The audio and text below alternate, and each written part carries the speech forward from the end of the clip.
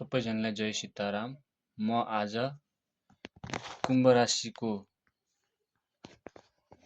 जातकहरूको 2083 सालको बारेमा बताउनका लागि उपस्थित भएको छु। यस वर्ष कुम्भ राशि दोस्रो भावमा भएकोले गर्दा यो वर्ष कुम्भ राशिका जातकहरूलाई अन्त्य 7.5 रहेको छ। बृहस्पतिको गोचर पञ्चम, छैटौँ र सप्तम भावमा भइरहेको छ र राहुको प्रभाव अलिकति बढी छ यसमा। त्यसले गर्दा अलिकति काममा उतार-चढाव हुने, आर्थिक अवस्थाहरू अलि त्यति सोचे जस्तो नहुने खालको परिस्थिति देखिएको थियो र अलिकति ध्यानपूर्वक अगाडि बढ्दा राम्रो हुनेछ।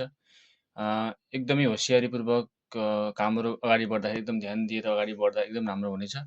अलिक चुनौतीहरूसँग सामना गर्नुपर्ने स्थिति देखिएको छ तपाईँहरूले।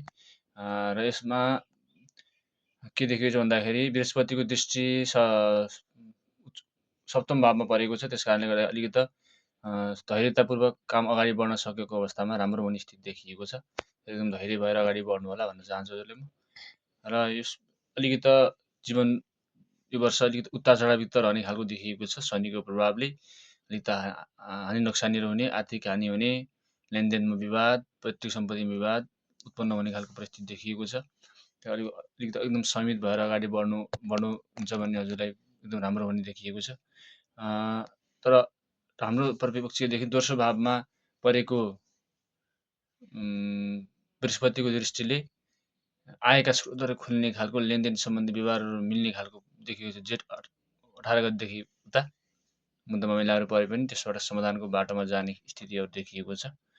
तपाईँको कुण्डलीमा त्यो ध्यान दिनुभयो भने तपाईँले राम्रो हुने स्थिति देखिएको छ।